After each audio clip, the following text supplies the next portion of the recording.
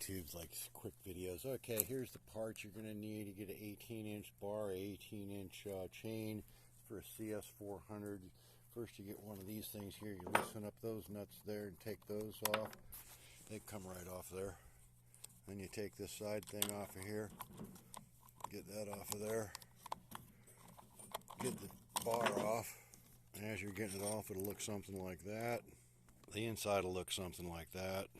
After cleaning with every abundantly available solvent at your disposal, including grill charcoal starter, nail polish remover, diesel fuel, which is my favorite, paint thinner, gum out carburetor cleaner, rubbing alcohol, and various types of liquor.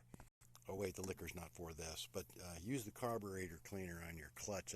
You want that kind of dry, and it should look something like this, maybe. I don't know.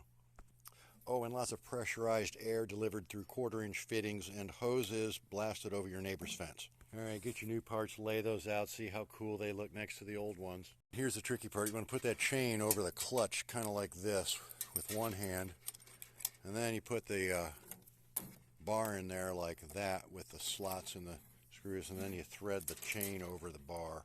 And once you get that done, it should look something like this. Then you take the side piece and you line that little pin right there up in the little hole down there. You might have to turn that screw a little bit to get this to go back. That little screw right there.